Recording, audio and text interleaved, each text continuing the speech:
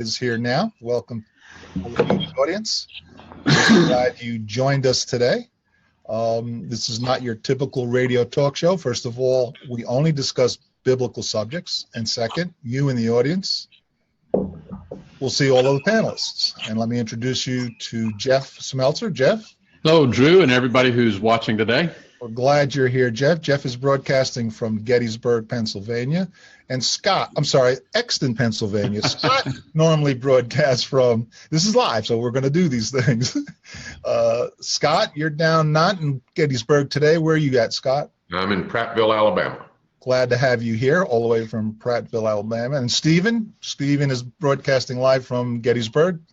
Yes, greetings, everybody. Welcome. Glad you're here. And then myself, I'm Drew DeGrotto, broadcasting from Holmesdale, Pennsylvania.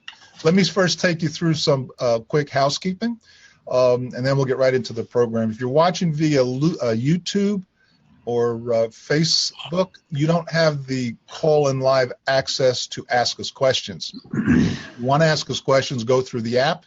You do that by going to BibleQuest.org, click Watch Live, come in, and you'll be in. And you'll be able to ask questions, and you'll see a question and answer button at the very top. Click on that button, and it'll open up the question box and leave it open, and you can just type away any questions you want.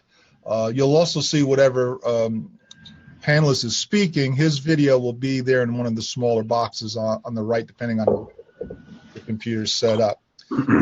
There is a chat box, but we turn chat box off on the app, the Zoom app, because it's hard for us to manage and monitor everybody. But I do want to monitor your questions from the app, the question and answer box, and please use that box. And you can also choose to send it anonymously if you don't want to put your name in on your question. Now, keep in mind, we can't see any of you, but you can see us. Now, with all that out of the way, I want to begin today's program. Our topic today is the Sabbath. Why the Sabbath? What is the Sabbath? When did it come from? Where, and what's it all about? Does it apply to us today? And the first time we actually see the word Sabbath in the Scriptures is in Exodus 16. So I'm going to start there and then turn it over to Scott. So in Exodus 16, in verse 22, it says, and the background here is that the Lord is giving them instructions about the manna that he's going to provide them for food and how it is they're to gather it. And he says, on the sixth day they gathered twice as much bread, 2 omers each. And when all the leaders of the congregation came and told Moses, he said to them, this is what the Lord has commanded. Tomorrow is a day of solemn rest, a holy Sabbath to the Lord. Bake what you will bake and boil what you will boil, and all that is left over lay aside to be kept till the morning. And so they laid it aside till the morning, as Moses commanded them, and it did not stink. And there were no worms in it. And Moses said, eat it today, for today is a Sabbath to the Lord. Today you will not find it in the field. 6 days you shall gather it, but on the seventh day, which is a Sabbath, there will be none. So with that said, Scott, you want to go ahead and give us your thoughts? All right. Well, let's come up to then the 10 Commandments, and we have Exodus chapter 20. Remember the Sabbath day to keep it holy. 6 days shall you labor, do all your work, but the seventh day is a Sabbath to the Lord your God. On it you shall not do any work, your son, daughter, male servant, female servant, livestock, or sojourner. For in 6 days the Lord made the heaven and the earth and the sea and all that is in them, and rested on the seventh day. Therefore the Lord blessed the Sabbath day and made it holy. And then again in Deuteronomy 5, similar text to in Exodus 20, with the difference that here it says, on it you shall not do any work. You shall remember that you were a slave in the land of Egypt, and the Lord your God brought you out from there with a mighty hand and an outstretched arm. Therefore, the Lord your God commanded you to keep the Sabbath day. So let's start off with some questions here. Question number 1 is what? What is the Sabbath? And it was a day to be holy, to be kept holy and rest and not work. And we've already covered that in the readings.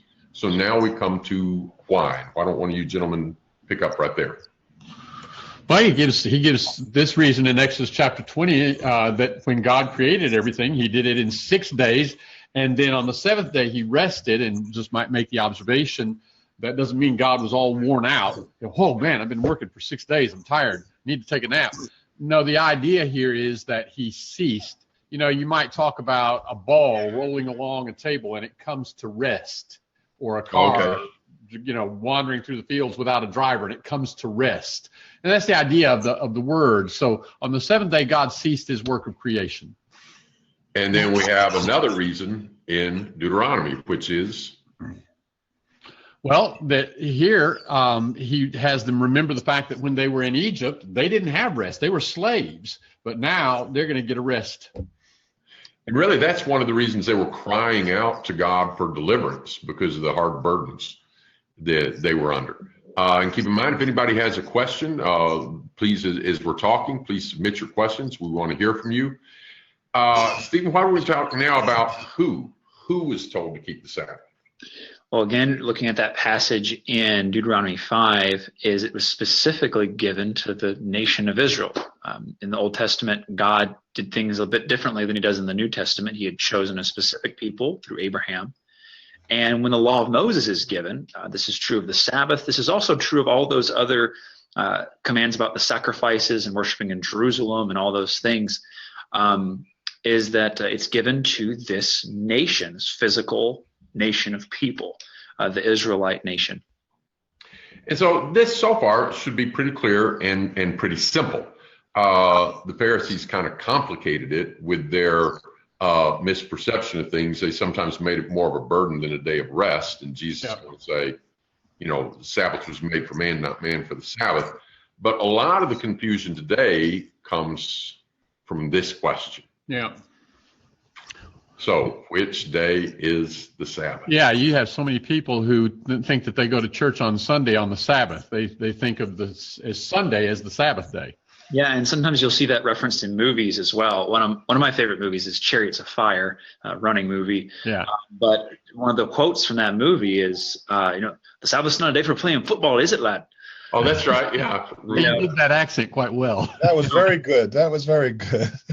But in the movie, it's presented that it's talking about Sunday, the day of worship, but then he refers to it as the Sabbath, and that he shouldn't be playing football or soccer on the Sabbath day. And so there's that misconception that's spread a good bit, sometimes in movies and things like that. And for what it's worth, it's interesting that in the New Testament, when we talk about Christians worshiping, when the disciples came together on what our translation says the first day of the week, we conflate that with the Sabbath, but the language of the New Testament actually makes a very clear distinction between that day and the Sabbath day. Literally, what it's saying is the first day from the Sabbath. So there was the Jewish Sabbath on the seventh day, and then the first day thereafter, the disciples, the Christians, would come together.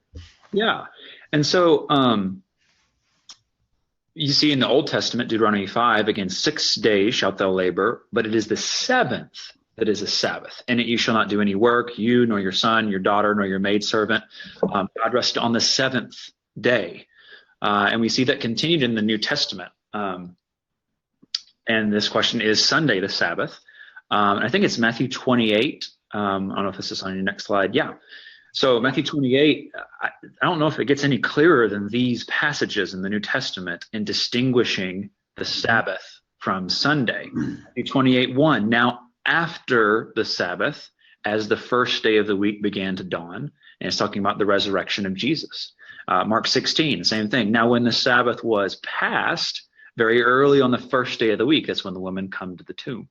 And Luke 23 into 24, on the Sabbath they rested according to the commandment, but on the first day of the week at early dawn they came unto the tomb. And just to kind of reiterate, in each of those passages where you have the expression first day of the week, it's the first day from the Sabbath. So after the Sabbath, on the first day from the Sabbath, Jesus is raised from the dead. Hey, Jeff, it sounds like you're mentioning that it's not, you're talking about this at another time, about the week. Yeah. Day of the week, and that we think of it today that the week has 7 days and we live by it across the whole globe. Right. Weren't you saying something about that wasn't the case then? Yeah, so when we have those words week in our translations, we get the idea that idea of a 7-day week was already a worldwide conception, but it really wasn't. Our week comes from the Jewish law, the Old Testament law, designating a seventh-day Sabbath. And so the Jews divided up their time, their calendar, into periods of 7 days, and they counted, so many days from the Sabbath day. And they had the concept of a week in a sense. They used the word Sabbath both for the seventh day and then for the 7-day cycle, so that in Luke 18, you have the Pharisee saying, I fast twice of a Sabbath. And he's talking about 2 times in a Sabbath cycle, you might say, or in a week. But the rest of the world didn't have that concept of a 7-day week. And so really, that's the influence of Christianity that gives us that concept. Yeah, that was really fascinating to me when we were talking about that this morning in our pre-show prep. I hadn't realized we kind of take the week for granted, but that kind of arose out of these laws that God gave to Israel as a nation. Mm-hmm. And even when he gave those laws, starting in Exodus 16, like we were talking about this morning, he has to kind of explain, okay, on this counts 6 days, and then on the 7th one, every 7, you're going to rest. And that was the concept of the Sabbath, and that's kind of worked its way into our concept of the week now. Mm-hmm. So somebody listening might be thinking, well, you guys have shown that Sunday is not the Sabbath. You showed that was clear in the scriptures there, and you've shown that they were commanded to keep the Sabbath. So should Christians today, should we be keeping the Sabbath? Should Saturday be a day of worship for us today? So what about that? Are Christians commanded to keep the Sabbath? Well, where do you want to start? I mean, Paul talks about the Sabbath in Colossians chapter 2 as being among those things we're no longer to judge one another, like we don't judge one another in meat or drink according to the old dietary rules of the law of Moses. Similarly, we don't judge one another based on the Sabbath. And he's talking about the 7th-day Sabbath there. Jeff, let me bounce this back to you.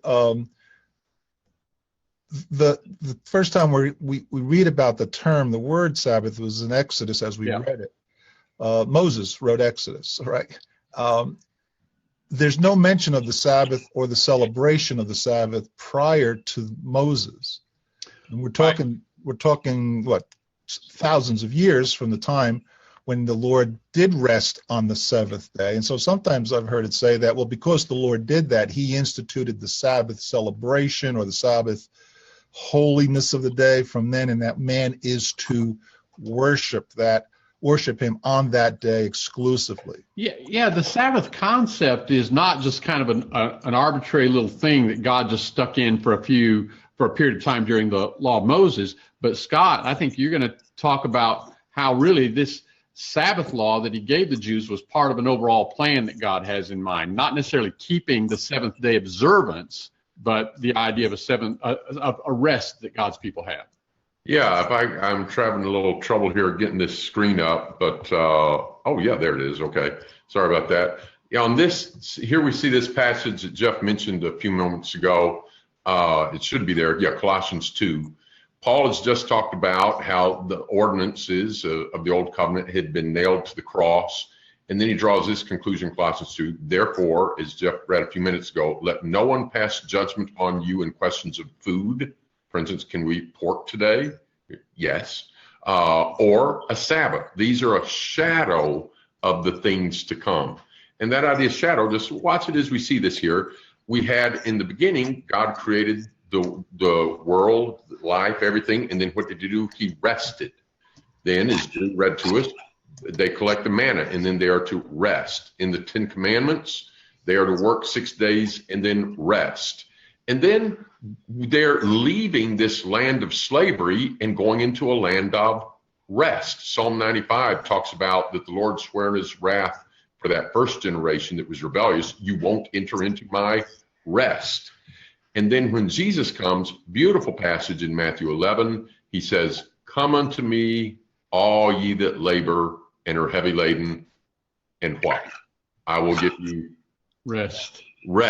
There's a song, I really like this one line in the song. It says, O ye that are weary of sin. And it's a lot of pain and anxiety and trouble in life in sin. and Jesus is offering us a way out. He says, I will give you rest. And then you have what in Revelation chapter 14, verse 11. Here it's talking about the faithful and the unfaithful. And it says in verse 11 of the unfaithful, they have no rest day and night. And yet we have in verse 14, no, not verse 14, excuse me, verse 13. I've got the wrong verse there, people, sorry. Verse 13, I heard a voice from heaven saying, right, blessed are the dead who die in the Lord from henceforth. Yea, says the Spirit, they may rest from their labors. So all these ideas are interrelated. God, from the very beginning, had a plan in mind of giving his people a rest, a cessation from their toil with sin. And he first of all illustrates that in the creation. He encodes it into the law of Moses in the weekly Sabbath day that the Jews observed. The idea of the Israelites marching through the wilderness on the way to a rest that they would arrive at. And then, of course, the rest that we have ultimately in Jesus. God, you did some work years ago on Hebrews chapter 4, where in Hebrews chapter 3, the writer goes back and talks about the Israelites who didn't make it to their rest because of their unbelief. And then the writer in chapter 4 says, there's still a rest for us. Yes. And it's clear that Old Testament promised land rest for the Israelites foreshadows the rest for us. He says, let's learn the lesson. Let's not make the mistake they did, lest we don't enter into our rest. Right, right. Let me just ask, for new people that came in the audience, just open up your question and answer box by clicking the little button at the top, Q&A, and then type in your questions, and we'll get to your questions during the show. And sometimes I think as we're talking about this principle, because we see it from the beginning, some people think, oh, well, they were observing the Sabbath through all these years until it's made part of the law of Moses, and then it's true for the law of Moses, but now we should continue today. I think it's just interesting to think about and remember that, like Scott, you just mentioned in this picture of rest, is they were given this day that they weren't to work. And that's being given at a time when they've spent the last 400 years in slavery. I don't think the Egyptians gave them not a lot of rest there. That's right. Yeah. And so there's this picture of deliverance. There's this picture of rest, and that was not something they had been observing up to that point. They couldn't have. Yeah. Now they've been given this deliverance, and that was to continue for their nation. And I think you may have just mentioned it, but it's in Deuteronomy 5 where the Ten Commandments are reiterated, and it talks about keeping the Sabbath. It reminds them that they were slaves in Egypt, so now they're going to get a rest. The thought just occurs to me. We no more need to keep the seventh day rest of the Old Testament than we need to go to the promised land, the land of Canaan over there in the Middle East to get a rest. Right. Both of those things were foreshadowing the rest that is ultimately for God's people in Jesus in eternity. And the Hebrew author in Hebrews 4, he's pointing out that Psalm 95, where it said, I said to your fathers that they will not enter into my rest. That's written by, David hundreds of years later. When that's written, they've been in the land for a long time, and yet there's still this warning, don't be like them that didn't get to go into the rest. And some people will look at Hebrews 4 and trying to say we should still be in the Sabbath today. They'll say, it says right there remains a Sabbath. The point here is not what you have remains.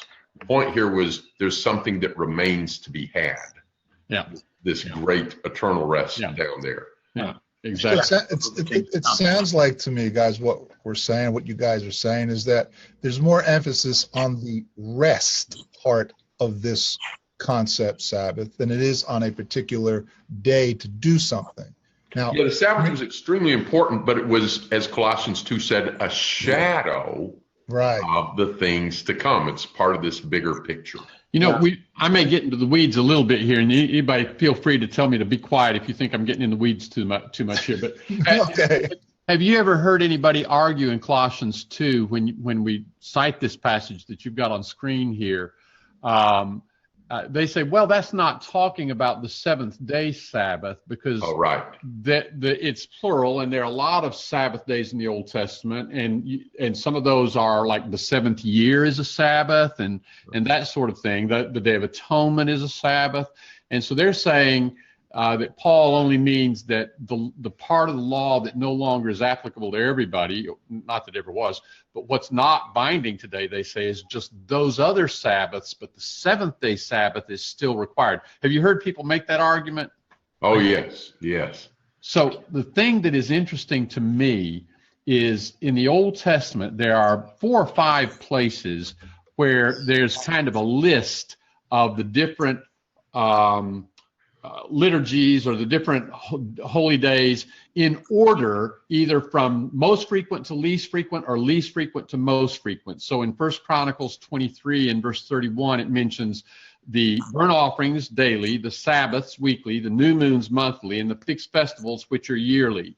And then you come to 2 Chronicles chapter 2 and verse 4, and it mentions the burnt offerings morning and evening, that's daily, the Sabbaths, that's weekly, the new moons, that's monthly, and the appointed feasts, that's yearly.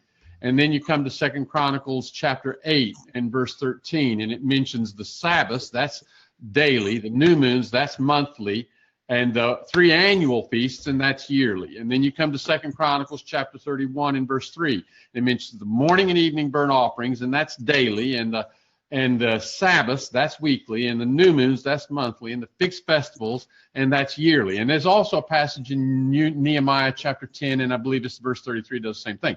Now, we go to Colossians chapter 2, and you've got kind of the abridged version of the passage, so I'm going to turn in my Bible to it.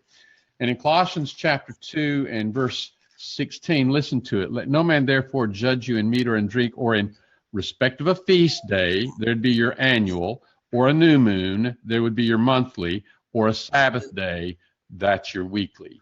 So he does the same kind of thing that we see in the Old Testament. I think it makes it clear. He's not talking about the 7-year Sabbath or the once-a-year Sabbath or anything. He's talking about the weekly Sabbath. Yeah. I think another thing is we just think about that is he doesn't go into all the details there. I think you've made a powerful argument for why this is that way, that they were mentioned in that way in the Old Testament. But it's interesting to me sometimes the confusion that often happens between the Old Testament and the New Testament. And I see lots of people clamoring to hold on to the Sabbath day. I think we see lots of people clamoring to hold on to instrumental music. Maybe it's something we can talk about in another study sometime. But I don't see a lot of people clamoring for animal sacrifices or some of the other ritualistic things of the Old Testament. And it's the kind of thing that when we have, I think, a proper understanding of the Old Testament and the New Testament, the old law, the law of Moses was given just for the nation of the Jews, that it all kind of, it's a package deal. It all kind of goes together. And if we're going to fight, oh no, we have to keep the Sabbath. Well, what about all these other things that the law says? Are we wanting to keep all those as well? And it all kind of, it's a package deal. Now, let me throw out a question here, and you guys tell me what you think. So in the Old Testament, one thing's about the Sabbath, it, like the Levitical, like the priesthood and like circumcision, is spoken of as being an eternal covenant forever, that kind of thing. Would you say there's a sense in which it is in as much as it is pointing to the ultimate Sabbath of God, kind of like circumcision is pointing to the circumcision of the heart? Or would you deal with that some other way? No, I think you're making a very good analogy there. What do you think? The whole thing is about the ultimate rest, i.e. heaven. Yeah. Stephen, Scott, what are your thoughts? I'm stuck trying to get the charts fixed. I thought I was off screen, but I was. And so I'm in recovery mode a little bit. All right. Trying to get something back up. No, I think that's the right idea, Jeff, is there's 2 extremes of thought on the old law. The one is that, well, we have to keep it. We have to do all these different things, or we have to keep parts of it at least and try to figure out which parts. And the other is we just discard it. We don't learn the lessons from it. But God was teaching his people things about himself and the way that he works. Yeah. And like we've already mentioned, some of those things were rooted in things that predated the law, like creation and those things, the liberation from slavery and all of that. And so I do think there's a lot of lessons we can learn from the Sabbath day. One, of course, as we've already mentioned, is the looking forward, the hope that the Christian should have of this rest. That we're tired now, we're hurting now, there's problems of sin and decay and the curse and everything. we're looking forward to freedom from those things. And that should really give us a hope. The idea, we know that we struggle with temptation, we struggle with sin in this life, and we need to fight that battle, and we need to bring every thought into captivity to the obedience of Christ. But it's a struggle, but we are going to be, as Paul says in Galatians 1:4, delivered out of this present evil world and arrive at a destination where we can cease from that struggle. Yeah, that power, I think that's really powerful because we just get so tired sometimes, life wears us down, and it's easy sometimes, even people, myself at sometimes, or others that I've talked with, you're just kind of ready to just give it a rest. And no pun intended. Yeah, well, and I just think it's a beautiful thing that we have that reminder. One other practical application, though, I think even just for now, as we've already established, the Christian is not to keep the Sabbath day in the same way they were. You can work on a Saturday. That's an okay thing. But there is a principle there of just taking time out from your work, taking time out from the constant busyness of our daily lives to worship God and to focus and to rest. And God wants us not to just be so frantic in every area of our life that we just never slow down to think about Him and to take that time for even our families as well, just to focus on those really important things that sometimes our busy lives just is too much noise. We can't focus on God. So that Sabbath principle, I think, is still applicable in that way for us. That's why I call it the noise of life, right? Let's hit this real quickly here because we're coming up on toward the end of the program. And if somebody's thinking, well, then, okay, so it's not Saturday, it's Sunday, but Sunday's not the Sabbath. When we look at the New Testament, what do we see about the first day of the week? In the first place, it's interesting.